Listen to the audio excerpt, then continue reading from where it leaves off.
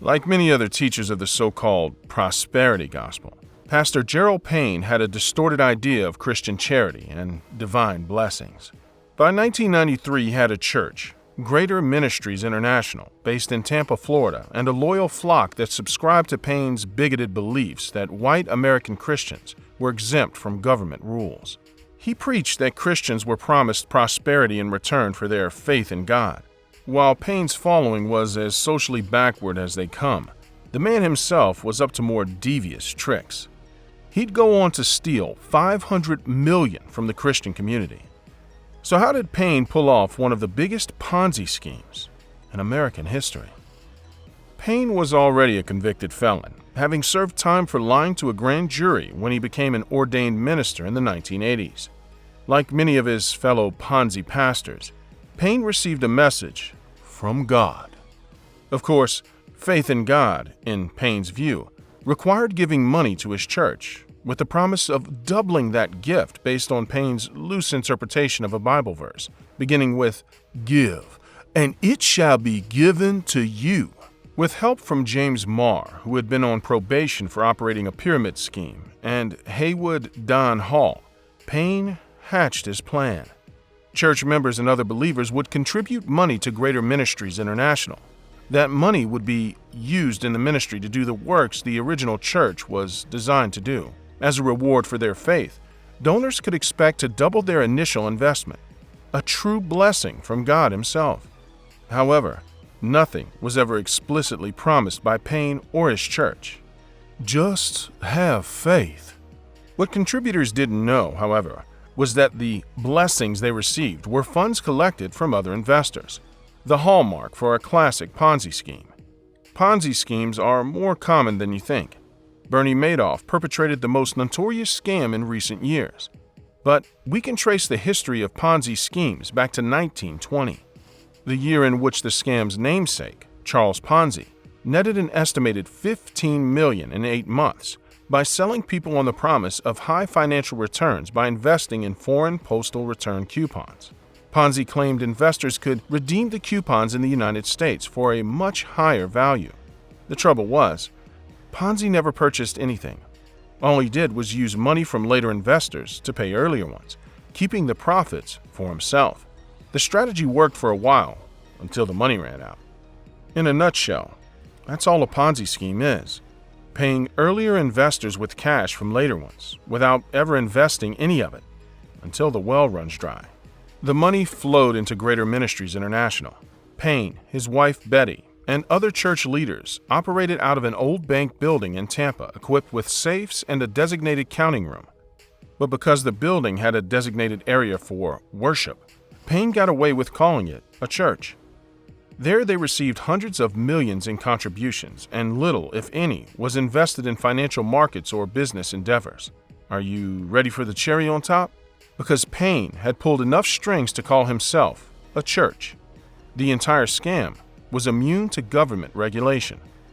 So how does someone fall prey to a scam like this? For starters, Greater Ministries International camouflaged its activities well. For instance, the church operated charitable programs for recovering addicts and the homeless that appeared genuine. However, their anti-government beliefs spoke the language of ultra-conservative Christians who viewed the government as a flawed institution that went against the teachings of Jesus Christ. This resonated especially well in Patriot movement circles, as well as Amish and Mennonite communities. Those involved in the Patriot movement believe the U.S. government has been infiltrated by sinister forces intent on establishing what they call a New World Order, a global system of government under which Americans will be stripped of their freedoms. Many times these beliefs are intertwined with bigoted ideology. Greater Ministries' one-time lawyer, a man named Charles Eidson, was the perfect example of this. He had headed the white supremacist Church of the Avenger in Tampa before joining up with Payne, and was already infamous in the region for his anti-Semitic public statements. In 1997, Payne and Eidson placed an ad in a Patriot movement publication, urging readers to defy the government and what they deemed as Zionism, or Jewish influence in the United States. In short, Payne and Eidson were insane. The average person would see through their bigotry, but their ignorant followers fed right from their hands. Because those followers were anti-government and anti-media, Any attack on Payne, his church, or their beliefs only cemented their ignorance even further. But why were the Amish and Mennonites, relatively peaceful and well-meaning believers, targeted by Payne? Members of those communities hold a strong belief in the separation of church and state. While they are typically law-abiding citizens, they view Christian doctrine as superior to any laws created by man. Many also eschew civic duties such as holding public office, voting, and military service. Members exempt themselves from paying Social Security taxes, since the idea of government-funded insurance or a pension conflicts with their belief in faith-based self-sufficiency. However, faith-based investments that promise to double, triple, or even quadruple your life savings are fair game. Payne and his co-conspirators operated freely for years, even though the IRS began looking into Greater Ministries as early as 1995. To help spread their message, Payne recruited other pastors around the country, known as church elders, who received 5% commissions for convincing their church members to give to Greater Ministries International. One of those elders, James Chambers, received $1.3 million in commissions, which Payne and his cronies codenamed gas money. Greater Ministries also hosted rallies in different states designed to raise more money. Speakers spouted anti-government and racist rhetoric while promising a healthy return on investments for the faithful. Be humble, Don Hall told attendees at one rally. But you don't have to be poor. Some Greater Ministries investors cashed in during the scam's early days. Many received envelopes in the mail stuffed full of $50 and $100 bills. But it was all smoke and mirrors. Payne couldn't have been more direct with his money-making scheme. It was literally called the Double Your Money Gift Exchange, and it promised to do just that. Payne promised investors that their money would be put to good use, that he was doing the Lord's work. Payne also enticed donors by saying he'd invest in precious metals like gold and diamonds dug up in African mines, which ultimately proved unproductive. He never dug up a single nugget. As the money poured in, Payne bought a hotel and convention center in Kentucky and opened an herbal remedy cancer research center. He even got the gears turning on a private island that Payne vowed to develop into a sovereign nation for himself and his followers. And since a sovereign nation of that sort would likely need defending from worldly governments, Payne set aside a portion of his funds for a massive arsenal that included machine guns, explosives, surveillance equipment, and a radar system. Oh, and he also found enough spare change to spend on an opulent lifestyle for himself, which included extensive travel in Europe and Africa, as well as an extensive collection of, well, let's call them inappropriate videos. Finally, in 1998, 5 years after establishing Greater Ministries International, Payne's luck ran out. Best Bank, a crooked Colorado-based bank where Payne kept church funds, collapsed after bank officials overstated the value of its credit card business to make millions in bonuses. When that happened, Payne lost most of the money he had been using to pay early investors, which sent the whole house of cards tumbling down. Ironically, it was a bank of like-minded swindlers, more so than the government or law enforcement, that led to Payne's downfall. Following the Best Bank collapse, murmurs about what Payne was doing grew louder. Instead of promising investors money as a reward for their faith, Greater Ministries began issuing worthless gold and silver certificates backed by non-existent hauls from those unproductive mines in Africa. As you might imagine, investors weren't impressed.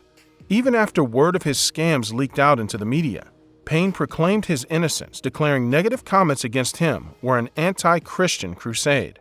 The Crusaders won, and in March of 1999, U.S. Marshals raided Payne's headquarters and took him, his wife, and 7 other church officials into custody on charges including fraud and money laundering. Patrick Henry Talbert, a church director arrested the previous year, was convicted of defrauding 11 older women of $265,000 in a scam he devised independently of Greater Ministries International. Jonathan Strauder, a former church employee, was convicted of operating a copycat Greater Ministries type scheme under the name Sovereign Ministries. By August of 1999, law enforcement had seized all of the church's assets. Payne defended his actions tooth and nail, saying the government had no authority over him or his church's operations, invoking the First Amendment of the U.S. Constitution, which protects freedom of religion in the United States. In essence, as far as he was concerned, he was a peaceful citizen following his religious beliefs and was not subject to any laws. To him, it may have sounded like a good argument. The jury didn't agree. Payne was sentenced to 27 years in prison for his crimes in March of 2001. His fellow defendants, including Betty, were given sentences ranging from 13 to nearly 20 years. While that was a win for justice, most of the money that Payne took in was never recovered, meaning those he defrauded never received restitution. Many, especially those who fully subscribed to Payne's version of a corrupt U.S. government being swayed by a New World Order, never spoke out against him. They viewed his arrest and conviction as proof that a shadowy ruling class was indeed persecuting their noble leader. Even after the Greater Ministry's building and assets were seized by the government, some congregants continued holding worship services in the parking lot. That's one reason why faith-based financial scams are so popular. Over-the-top faith communities are often ignorant, viewing outside forces as evil, conniving institutions bent on stripping them of their religious freedoms and denying their teachings. Even after being taken advantage of, many victims of faith-based scams don't press charges or seek restitution, fearing pushback from their communities. In total, Payne stole $500 million from an estimated 18,000 people throughout his scam. While early investors cashed in, as typical with most Ponzi schemes, those late to the game lost around $174 million. It's estimated that more than 30,000 Americans lose more than $600 million in similar scams each year, proving that con artists like Payne can always find willing victims beneath the steeple. Click to watch one of these next videos.